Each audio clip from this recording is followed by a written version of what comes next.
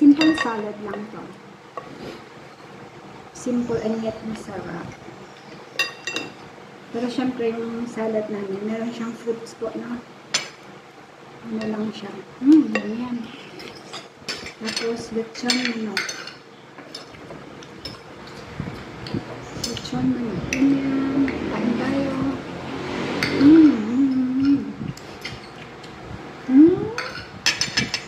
Kumain ka na. Mahirap baba, maalat. Hindi pwede sa'yo. Tama na yung tikim, no? Kain na ng cat food.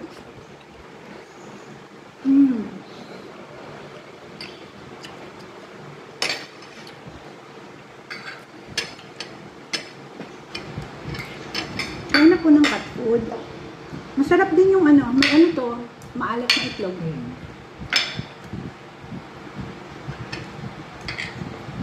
Hindi gaano maalat, tamang-tama lang, no?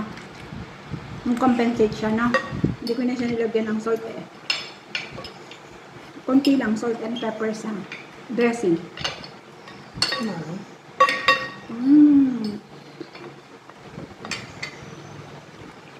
Big bite.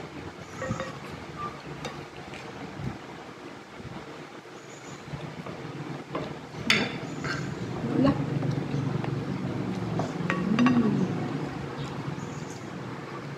Masarap ba, Lola? Pagka nito, we don't need rice na. Hindi na kailangan ng rice. Ang sarap. Ikaw na nagmumukbang.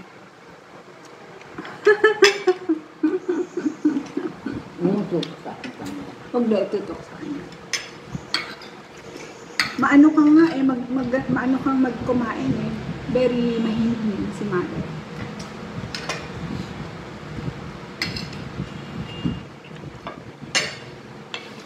Unlike ako, hindi gaano. Kasi po, medyo ano tayo eh, ADHD. Pag kumakain po ako, iniisip ko na yung susunod kong gagawin. Kasi after this, mapakainin ko yung mga dogs, aking mga bebe. Iniisip ko na yung kami nagmamadali ako. Pero nire-remind ko yung sarili ko, relax lang. Wala namang amo. Ikaw ang amo. Diba? Yung parang nagmamadali ka ba? Parang parang matapos mo na yung kalahating araw. Tapos nakapagpahinga ka lang kaunti.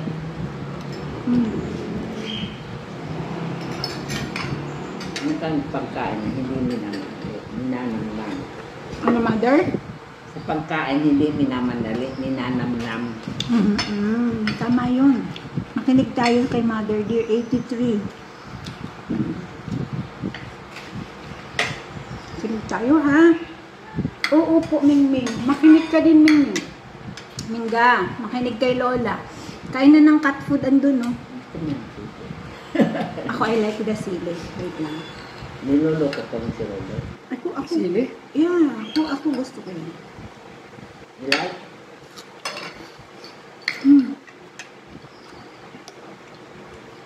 Bumili ka yata. Hindi. Pili lang dyan.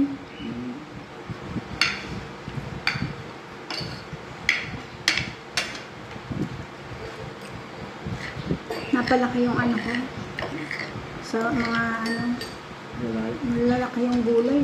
Malaki. Binabanong-banong ko lang kasi.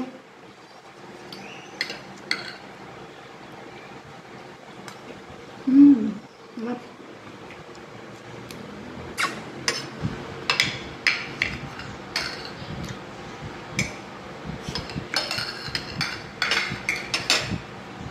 Twice a week po, dapat ganito tayo. Dapat nga 3 times a week.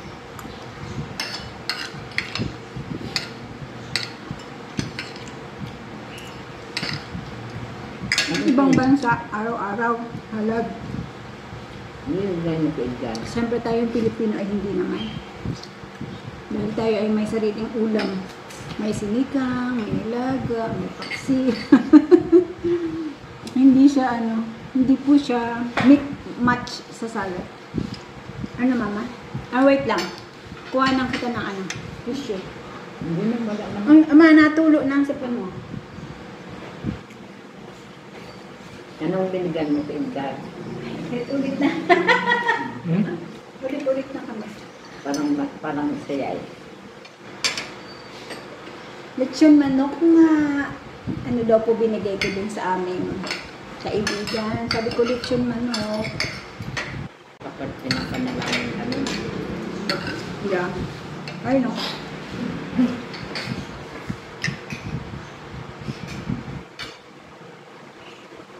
Wala naman yata yung suluso. Chismis na, chismis. Chismis siya. Chismis po. I-off ko na lang. Wala ko din. Niririnig ka ng camera. Nagchichismis ang nanay ko.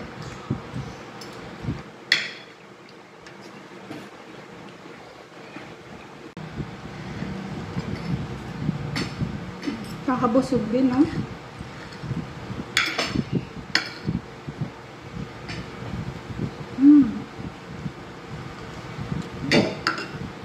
Sarap pa.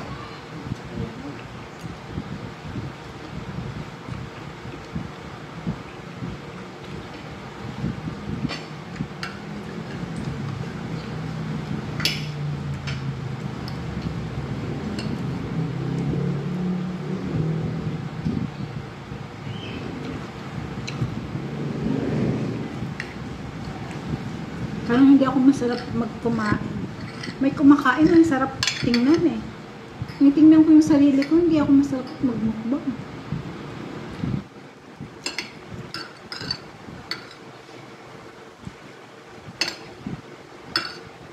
Ang ibang nagmumukbang, ang sarap kumain.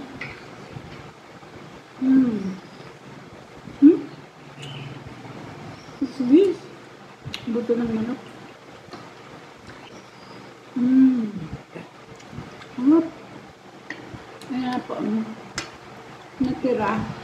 Sabi ko, kaya ba namin ubusin? Ito po, mamayang gabi. This one. Gusto ko sana ubusin na namin yung salad kasi masarap po yan talaga pagka bagong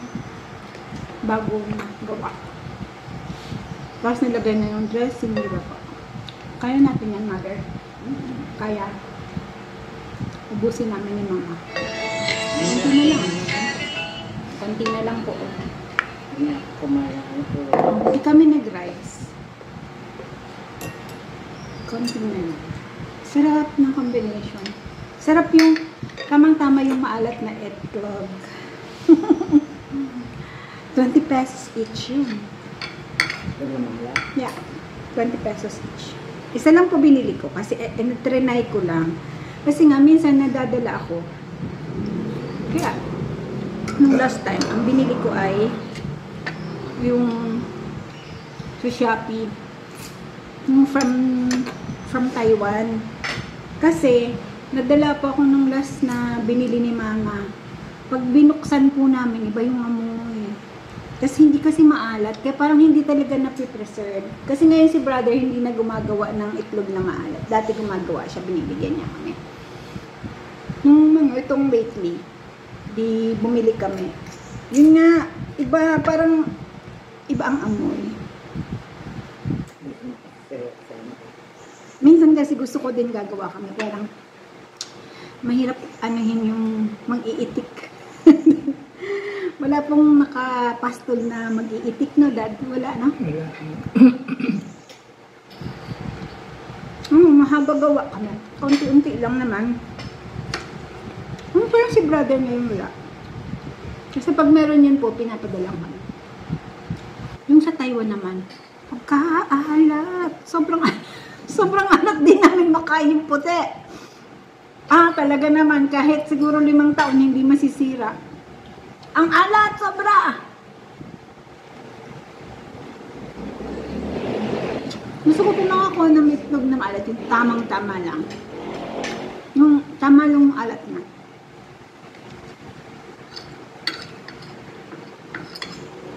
Yung iba naman na nabibili namin, Siguro may nagre-reklamo na huwag maalat.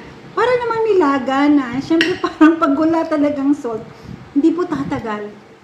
Kahit naka-ref lang, hindi talaga siya tatagal. Nagkakaroon ng amoy. May amoy siyang parang bulok. This time, itong nabili ko tamang-tama. Medyo kulang pa ng konting alat, pero sumaswak-swak. Minsan po si mother bumili siya ng, gumagawa siya. Ano lang naman, si brother kasi sa putik niya nilalagay, no? Yung kay mama naman, ang nilalagay niya lang sa tubig, nilalagay niya ng asin yun.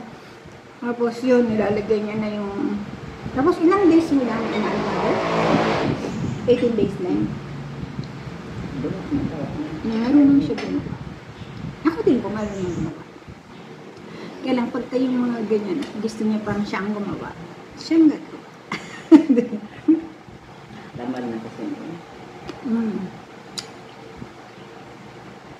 Ngayon po, medyo tamad-tamad na. 82. 83.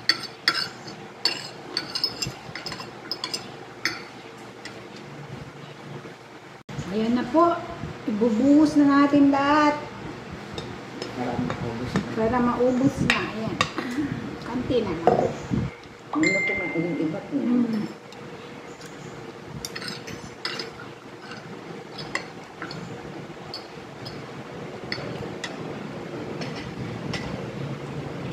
Ang ganda ito kasi light lang. Parang nakakabusog. Parang busog na busog ka din talaga. Lagay natin sa red. Ito na lang. Ulam natin yan mamayang gabi. Hindi na po ako magluluto. Magbabanana cake pa ako. Palabas na yung pambanana cake ko. Pag tinamad ako bukas, babalik ko na lang ulit yun. May time tatamad talaga. May time talaga nakakatamad.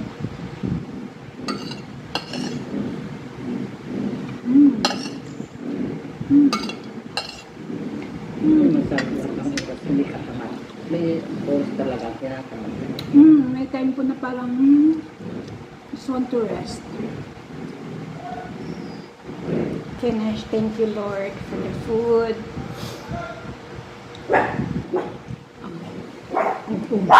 Ano daw? May tao ata.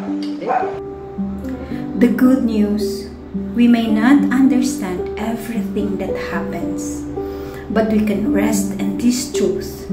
God is in control, and His plans is always for our good. God bless everyone.